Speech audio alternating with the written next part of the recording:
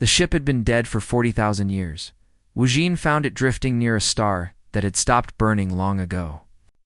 The vessel was small, barely larger than his own salvage craft, and its hull was covered in marks he had only seen in forbidden books. Human marks. Writing from a species the galaxy had tried very hard to forget. He should have reported it. He should have turned his ship around and pretended he never saw it. The Galactic Union paid good money for information about human relics. And they paid even better to make sure those relics disappeared forever. But Wujin was not like other relic hunters. He had a secret that would get him killed if anyone discovered it. He was human. One of the last few thousand left alive in a galaxy that believed his kind had been dead for millennia. Wujin guided his ship closer to the ancient vessel. His hands were shaking as he connected the airlock. The seal hissed. An old air rushed out air that had been trapped inside since before the fall of Earth. He stepped through the doorway and turned on his light. The inside of the ship was perfectly preserved. The cold of space had kept everything frozen in time. There were seats for a crew of 5, but only one body remained. It sat in the pilot's chair, hands still resting on controls that would never work again. The corpse had become like stone over the long years, but Wujin could still see the uniform it wore. A captain's uniform. He searched the ship carefully and found what he was looking for in a compartment beneath the floor. A data core, wrapped in protective material that had survived the endless dark. This was why he had come out so far from safe space. His contacts had told him something was hidden here, something important. They had been right. Wujin took the data core and left the ancient captain to his eternal rest. He had a long journey ahead of him. 3 weeks later, he arrived at Station Omega. The station floated in neutral space, far from any government's control. It was a place for traders, criminals, and those who did not wish to be found. Among its population of various alien species, a small community of humans lived in hiding. They called themselves the Remnant, and they had survived for 40,000 years by pretending to be something they were not. Wujin's sister. Mireille was waiting for him at the docking bay. She was older than him by 3 years, with sharp eyes and a careful way of speaking that came from a lifetime of keeping secrets. She worked as an archivist on the station, organizing old records that nobody else cared about. It was boring work, but it kept her close to information, and information was how their people stayed alive. "You found something," she said. It was not a question. Wujin handed her the data core. From a human ship, pre-fall. Mireille's eyes went wide. Pre-fall relics were incredibly rare. The Galactic Union had spent centuries destroying every trace of human civilization. To find something from before Earth's destruction was like finding a diamond in an ocean of sand. They went to her small apartment in the lower levels of the station. The walls were thin, and the air recyclers were old, but it was private. Mireille connected the data core to her equipment and began the slow process of extracting its contents. Most of the data was corrupted beyond recovery.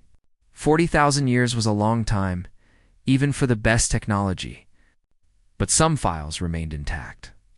Video files. The first recording showed a man in a military uniform standing on the bridge of a large warship. Through the windows behind him, blue and green planet was burning. Earth. Wujin had never seen his ancestral home before. He had only heard stories. Seeing it die, even in a recording from so long ago, made something hurt deep in his chest. The man in the recording spoke calmly, even as his world ended behind him. "This is Admiral Taiho of the Earth Defense Fleet. If you are watching this, then our plan succeeded. The message was sent. They will find it when they are ready to understand. The message was never for us. It was for those who come after." The recording broke into static, then resumed. Admiral Taiho was older now, his face tired and gray. "The Galactic Union believes they have one. They believe that by destroying our world, they have silenced us forever. They are wrong. We have sent our testimony to the edge of the universe, to the Watchers. They will hear us. And when they do, the Union will learn that some voices cannot be silenced even by death." The recording ended. Mireille and Wujin sat in silence for a long time. They had always known that humanity had been destroyed by the Galactic Union. Every human child learned truth as soon as they were old enough to understand. But they had always believed their ancestors died helpless, victims of a cruel and powerful enemy. This recording told a different story. In their final moments, their ancestors had done something. They had sent a message. But to whom? And what did it say? "We need to show this to Elder Bora," Mariah said. Elder Bora was the oldest human on Station Omega. She was nearly 200 years old, kept alive by medicines that the remnant had stolen and hoarded over generations. She remembered things that others had forgotten.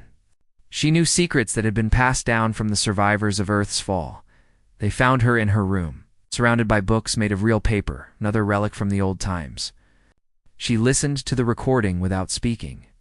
When it finished, she closed her eyes and was quiet for so long that Woojin thought she had fallen asleep. "I had hoped this day would never come," she finally said. "The message. We always knew it existed. The founders of the remnant spoke of it. But we never knew what it was or where it was sent."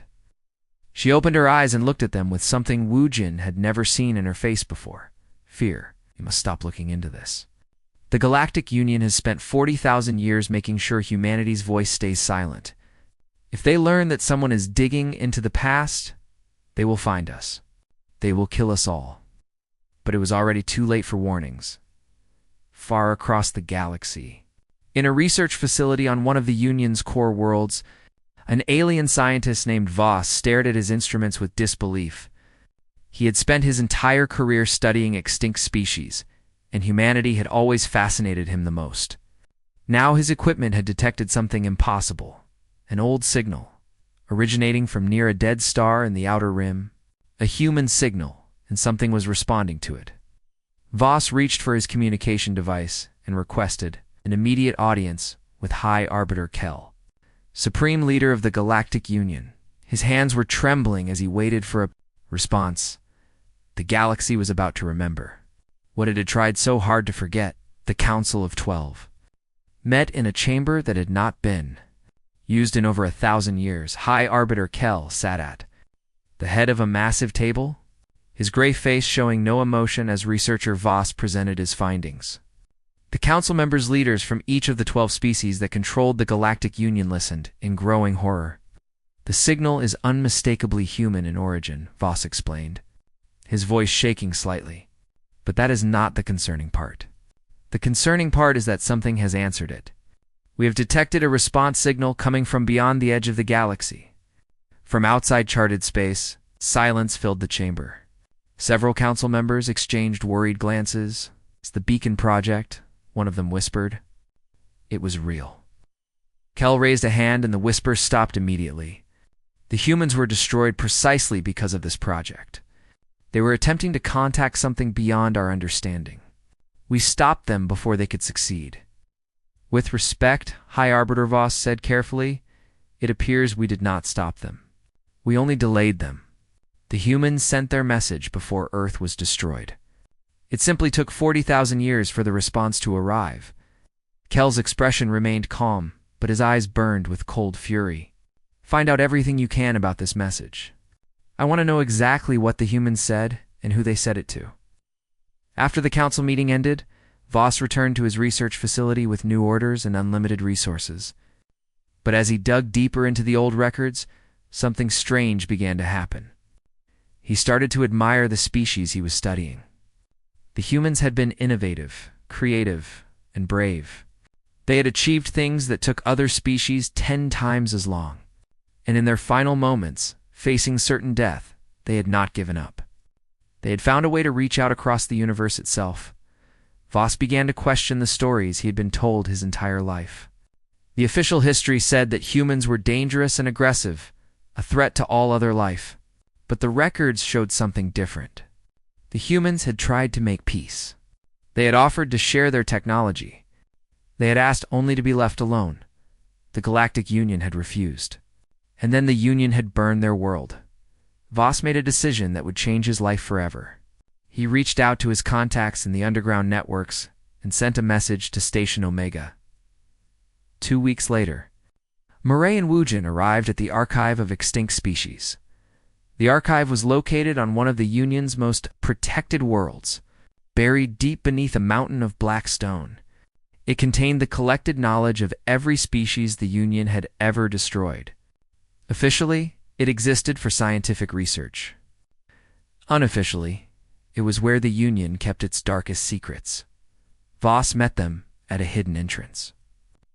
Far from the main security checkpoints, he was tall and thin, with pale blue skin and forearms, a member of a species that had nearly shared humanity's fate before they surrendered to the Union. "I have risked everything to bring you here," Voss said quietly. "If we are caught, we will all be executed. But you deserve to know the truth about your people."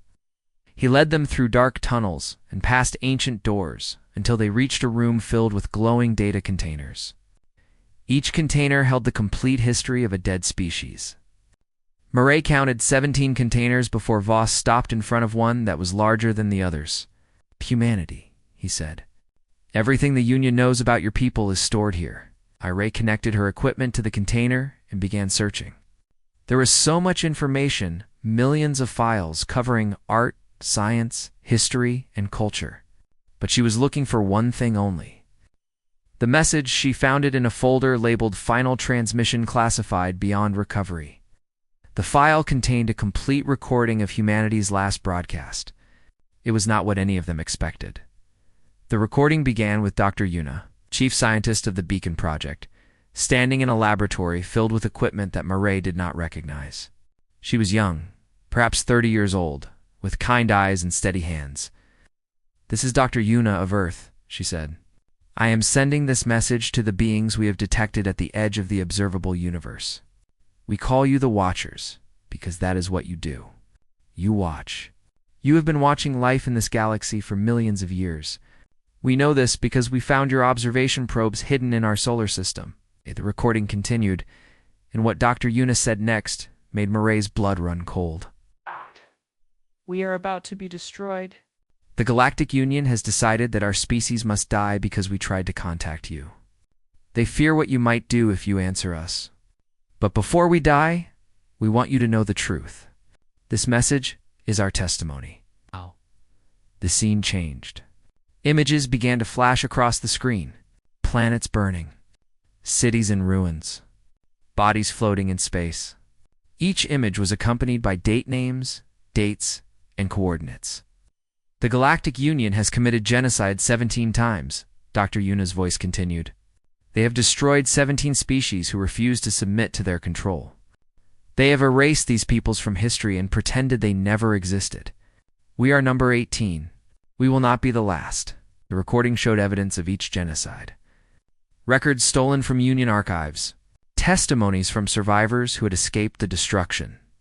Scientific proof that the Union had lied about every species it had killed. "We send this testimony to you, Watchers, because we believe you will preserve it. We believe you will remember us when no one else does. And we believe that one day, you will make sure the truth is known." The final part of the recording showed Admiral Taiho and Dr. Yuna standing together on the bridge of a ship as Earth burned below them. "We are not sending a call for help," Admiral Taiho said. "We know you do not interfere. We are sending a call for justice. Remember us. Remember what was done here. And when the time is right, let the universe know." Dr. Yuna spoke the final words. "This is the testimony of humanity. We lived, we dreamed, we reached for the stars. And when they tried to silence us, we found a way to speak forever." The recording ended. Murray stood frozen, tears running down her face. Beside her, Wujin had fallen to his knees. Even Voss, who had seen much in his long career, was shaking. "They knew," Murray whispered. "They knew they were going to die, and instead of running, they chose to become witnesses. They testified. The Union has kept this secret for 40,000 years, Voss said. If this recording reaches the public, everything will change. Every species in the galaxy will know that the Union is built on lies and murder." Wujin stood up, his face hard with determination. "Then we need to make sure it reaches everyone." But before they could move, alarms began to sound throughout the archive. Red lights flashed, and the sound of boots filled the tunnels. "They know we are here," Voss said, his voice filled with despair. Murray grabbed the data container and held it tight against her chest. They had found the truth. Now they had to survive long enough to share it with the galaxy. The hunt had begun, Commander. Thane had seen many strange things in his 30 years of fighting against the Galactic Union. He had watched planets die. He had led soldiers into battles they could not win. He had buried more friends than he could count. But he had never seen anything like what appeared on his communication screen that morning. The message came from nowhere. His officers could not trace its origin. It seemed to arrive from every direction at once, as if the entire universe had spoken with one voice. "We have received the testimony," the message said. The voice was calm and ancient, like wind passing through mountains that had existed since the beginning of time. "We are coming to listen." Thane commanded the Outer Rim Coalition, an alliance of species that had been conquered by the Galactic Union and forced to serve as slaves and soldiers. For generations, they had fought a secret war against their masters. They had won small victories here and there, but they had never been strong enough to truly challenge the Union's power. Now, everything was about to change. The Watchers were real. They were coming. And somehow, the humans, a species dead for 40,000 years, had summoned them. Across the galaxy, High Arbiter Kell received the same message. Unlike Thane, he did not feel hope when he heard those ancient words. He felt only terror. "Find the remaining humans," he ordered his generals. "Kill them all. Every single one. If there are no witnesses left alive, perhaps we can claim the testimony was a lie." On Station Omega, the order arrived with brutal speed. Union warships appeared in the space around the station, surrounding it completely. Soldiers in black armor began marching through the corridors. Checking identification papers and scanning for human DNA, Saiwan was one of those soldiers. He was young, barely 20 years old, and he had joined the Union military because he had no other choice. His species had been conquered 3 generations ago, and service was mandatory for all males. He had been told his entire life that the Union was good and just, that it protected the weak from dangerous species like the humans. But Siwan had grown up on Station Omega, assigned there as part of a small garrison. And during his years on the station, he had become friends with a girl named Murray. He had not known she was human at first. She had hidden it well, as all her people did. But over time, he had learned the truth. He had seen the way she moved through the world with careful steps, always watching, always afraid. He had noticed how she never spoke about her family or her past. And one night, when they were alone together, she had told him everything. He had kept her secret. He did not know why. Perhaps it was because she was kind to him when others were not. Perhaps it was because she made him laugh. Or perhaps it was because deep down, he had always known that the stories about humans were wrong. Now, as he marched through the station with his weapon in his hands, he knew he had to make a choice. Murray and Widgeon had returned to Station Omega just hours before the warships arrived. They had escaped the archive with the help of Voss, who had sacrificed himself to delay the guards. They did not know if he was still alive. Elder Bora met them in a hidden room deep beneath the station's lower levels. With her were nearly 200 other humans, the entire population of their community. "The Union knows we exist," Bora said. Her voice was calm, but her hands were trembling. "They are hunting us as we speak. We have perhaps 2 hours before they find this place, and we use those 2 hours," Murray said. She held up the data container with humanity's testimony. "We broadcast this to every ship, every station, every planet in the galaxy.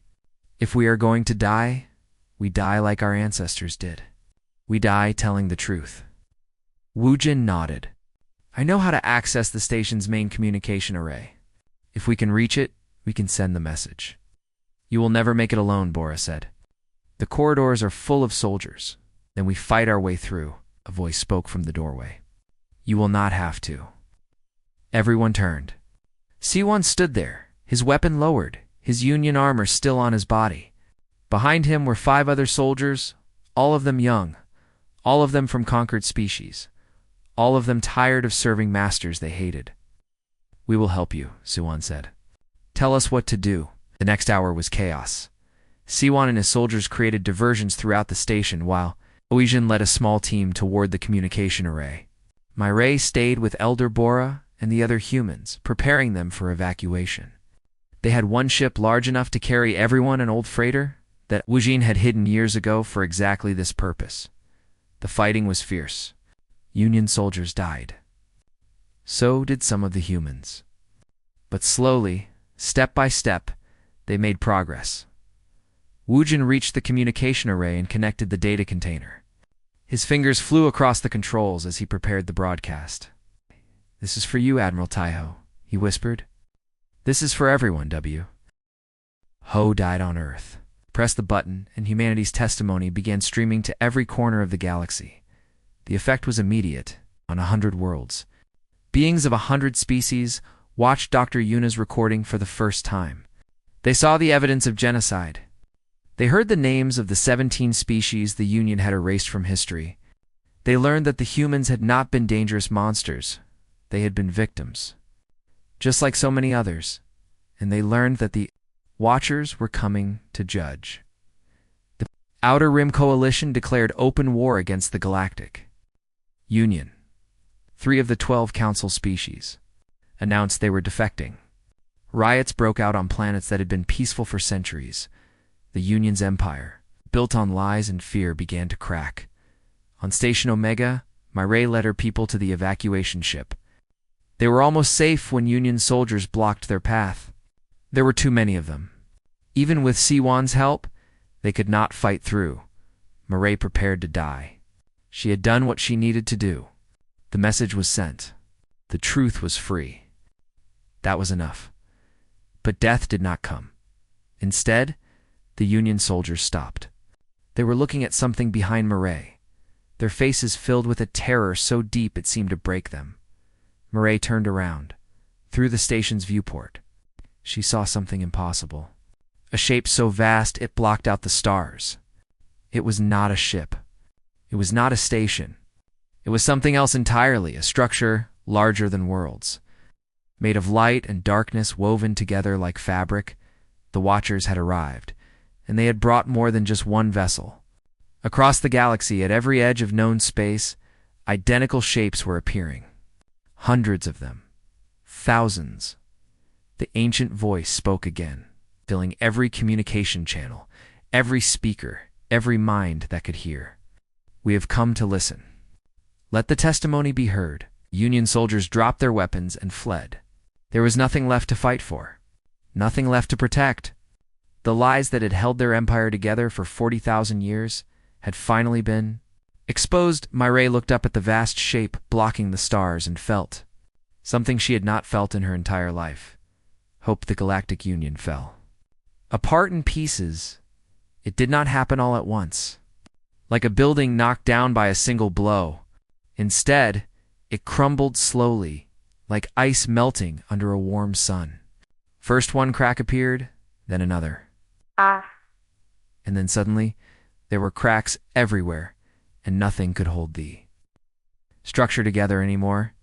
In the first week after the broadcast, 3 species left the Council of 12.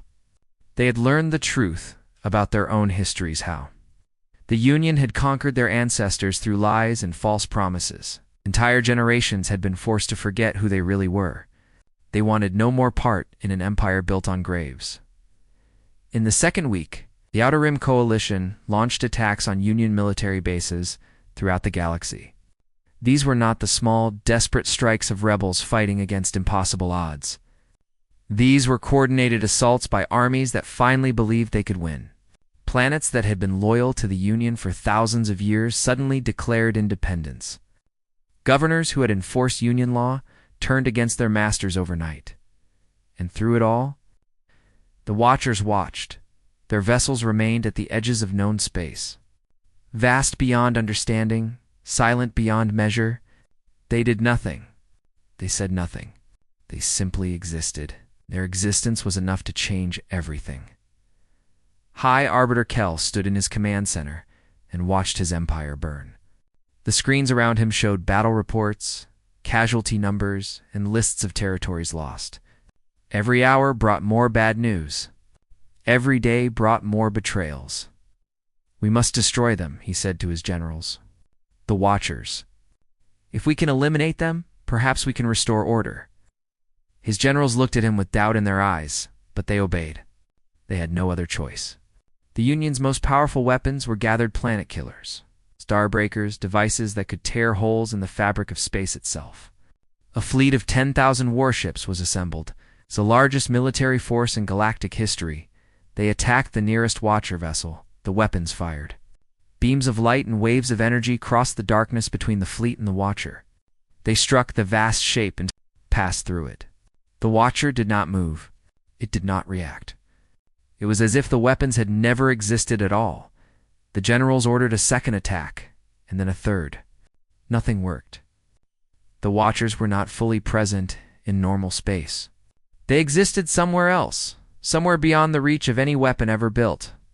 They could not be killed. They could not be hurt. They could only be endured. Kel watched the failed attack with growing despair. For the first time in his long life, he understood what it felt like to be powerless. On Station Omega, Array and her people were preparing to leave. The evacuation ship was old and crowded, but it would carry them to safety. Elder Bora had given them coordinates for a place called the Havana Hidden Colony ship that humanity's survivors had built in secret 40,000 years ago. Immediately after Earth's fall, the founders always knew this day might come, Bora explained. They created the Haven as a backup plan, a place where our people could start again if everything else failed. Suan stood with Myray at the ship's viewport, watching the chaos outside. Union vessels were fleeing in every direction, abandoning stations and planets without a fight. The soldiers who had hunted humans just days ago were now too busy trying to survive. "What happens now?" Siwan asked. Myray shook her head. "I do not know. The galaxy is changing. Everything we thought we understood is being rewritten. Will there be a place for me in this new galaxy?" She looked at him, this soldier from a conquered species who had risked everything to help her people. He had betrayed his commanders, abandoned his post, and committed treason against the Union. He could never go back to his old life.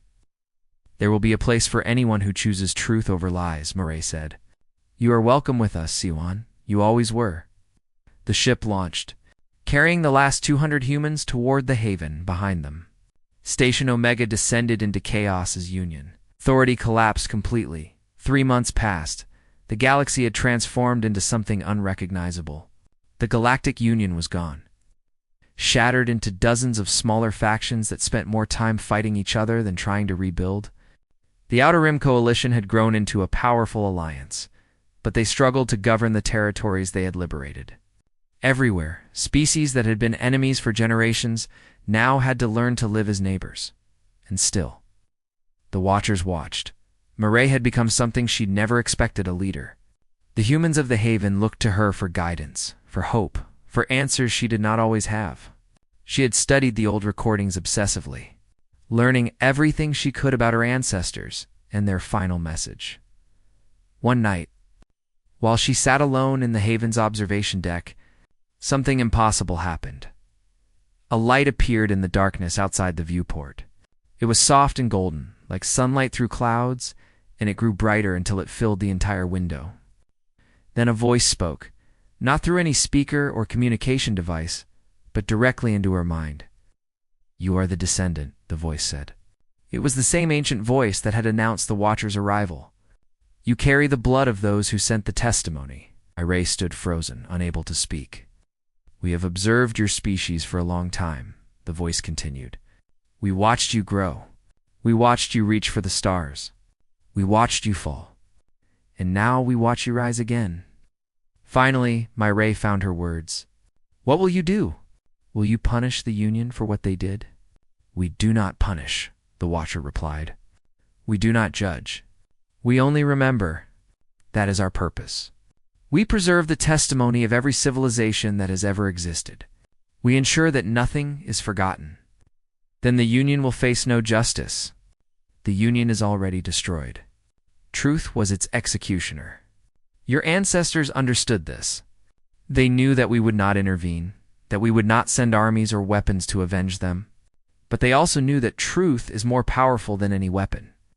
The Union built itself on lies. When those lies were exposed, the Union fell. This is always the way. Murray felt tears on her face. My people died. Billions of them. Earth is gone forever. Is remembering enough? Is testimony enough to honor their sacrifice? The Watcher was quiet for a long moment before answering. Your ancestors chose to become witnesses. In their final moments, they did not reach for weapons or cry for vengeance.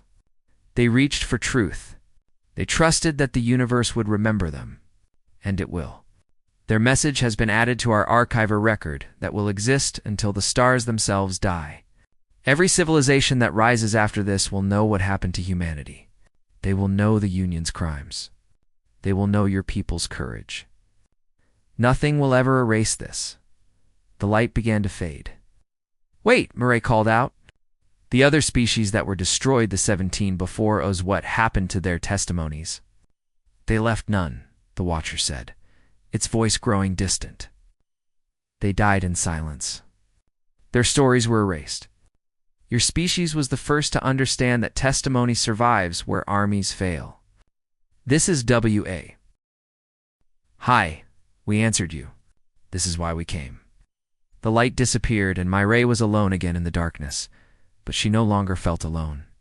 She carried the voices of billions with her ancestors she had never met, dreams she had never known, a world she had never seen. They had trusted the future to remember them, and the future would. 10 years had passed since the youth arrived. The galaxy was different, now scarred and broken in places, but healing slowly, like a wound that was finally being allowed to close. The Galactic Union existed only in history books, a warning to future generations about what happened when empires were built on lies. In its place, dozens of new nations had risen, each struggling to find its own path forward. Some of these nations were peaceful, others were not. The old hatreds did not disappear overnight. Species that had been enemies for millennia did not suddenly become friends just because their common oppressor was gone. Wars still happened. Injustice still existed. The galaxy was not perfect, but it was free, and that made all the difference. On a small planet at the edge of known space, a new city was growing. The planet was called New Dawn, and it was home to humanity's first permanent settlement in 40,000 years. The world was not Earth nothing could ever be. Earth, but it had blue skies and green forests and oceans that sparkled under a yellow sun. It was close enough to feel like home. Murray stood on a hill overlooking the city and watched the sunset paint the clouds in shades of orange and gold. Behind her, children were playing in the streets, their laughter carrying on the evening wind. There were nearly 100,000 humans living on New Dawn now, more than had existed at any point since the fall of Earth. Some were born from the genetic archives that Dr. Yuna had preserved. Others were children of the original remnant. All of them were proof that humanity had refused to die. Wujin appeared beside her, his hair gray now, but his eyes still sharp. He had spent the last decade building houses, schools, hospitals, roads. He had taken his skills as a relic hunter and transformed them into something constructive. The first city was named Taiho after the admiral who had commanded Earth's final defense. Every street, every building, every park was a memorial to someone who had sacrificed everything so that future generations could exist. Elder Bora would have loved this view, Wujin said quietly. Murray nodded. Bora had passed away 3 years ago, peacefully, in her sleep. She was the first human in 40,000 years to die of old age without fear. No soldiers had come for her. No hunters had tracked her down. She had simply closed her eyes one night and drifted away. Surrounded by the people she loved, they had buried her in a garden at the center of the city. Beneath a tree grown from seeds that had been preserved since before the fall, her gravestone carried simple words. She kept us alive long enough to see the dawn. Hana is asking about the story again, Wujin said. Murray smiled. Hannah was her daughter, 7 years old, with her mother's dark eyes and her father's quiet strength. Saiwan had become her husband 5 years ago, a marriage that symbolized everything the new galaxy could become former enemies, choosing love over hatred. Building a family across the lines that had once divided them, Hannah wanted to know everything about Earth. She asked questions constantly, at the blue planet and the old recordings. About the people who had lived there, about Admiral Taiho and Dr. Yuna and Captain Hanyul. She collected stories the way other children collected toys. Then I should go tell her, Murray said. She walked down the hill toward her home, a small house with a garden in the front and a view of the mountains in the back. Siwon was in the kitchen, preparing dinner, and Hannah was sitting at the table with paper and colored pencils spread out in front of her. Mother. Hannah jumped up and ran to hug her. Will you tell me the story tonight? The real one? Murray sat down and pulled her daughter into her lap. Which part do you want to hear? All of it. From the beginning, Murray told her. She told her about Earth, the beautiful world where humanity had been born. With its oceans and forests and cities that touched the sky.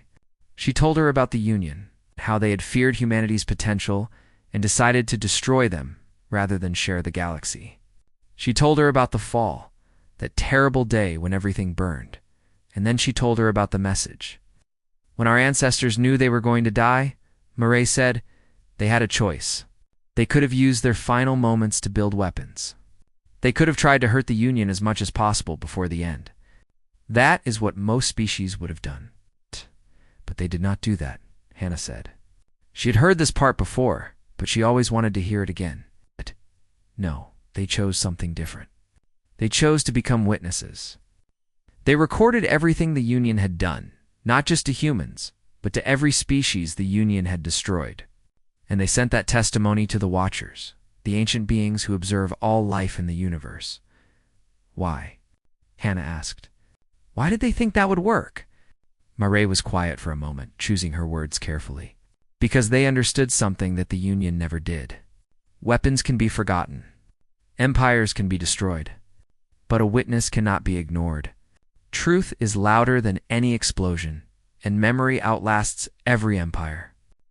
Our ancestors believed that if they told the truth, it would matter. Not immediately. Not in their lifetimes. But someday, and they were right. Yes, they were right. 40,000 years later, their message changed everything. The Union fell because of a recording made by people who had been dead for millennia. That is the power of testimony. Hannah was quiet, thinking about this. Then she asked the question that Murray knew was coming. If you were there at the end, would you have done the same thing? Murray looked at her daughter, the small, perfect person who existed because her ancestors had chosen hope over despair. She thought about Admiral Taiho, standing calm on his bridge as Earth burned. She thought about Dr. Yuna, speaking clearly into a camera while her world ended. She thought about Captain Hanyul, flying alone into the void to make sure the message reached its destination. Yes, she said, I would have done the same thing, because that is who we are. We are witnesses. We are truth-tellers. And even when everything else is taken from us, no one can take away our voice. Hannah nodded slowly, absorbing this. Then she picked up one of her colored pencils and began to write on her paper. What are you doing? Murray asked. Starting my own testimony, Hannah said. So people will know our story too. Psst. Murray watched her daughter write the first words. This is the story of my people. Outside the window, the sun had set completely, and the stars were coming out. Among them, at the very edge of visible space, the Watchers' vessels glowed faintly, eternal sentinels, keepers of memory, witnesses to everything that had ever been. The humans of New Dawn did not worship the Watchers or pray to them. They simply accepted their presence as a fact of existence, like gravity or light. The Watchers were there to remember, and that was enough. In schools across the planet, children learned the history of their people. They memorized the names of the 17 species the Union had destroyed. They studied the recordings of Earth's final hours, and they were taught from the earliest age that their greatest inheritance was not technology or territory or wealth. It was the commitment to truth, the courage to bear witness, the understanding that some things matter more than survival. Murray put her daughter to bed that night and stood for a long time at the window, looking up at the stars. Somewhere out there, in the infinite archive of the Watchers, humanity's testimony was preserved forever. Every word Dr. Yuna had spoken, every image Admiral Taiho had recorded, every sacrifice Captain Haniel had made, they had trusted the universe to remember them. And the universe had not forgotten. On New Dawn, the first generation of free humans was growing up without fear. They would build new cities and discover new worlds. They would make mistakes and learn from them. They would carry their ancestors' legacy forward into a future that had seemed impossible just decades ago. And 40,000 years after Earth's fall, the echo of humanity's final message continued to reshape the galaxy not through force, but through the simple, undeniable power of bearing witness. The story was not over. It was only beginning.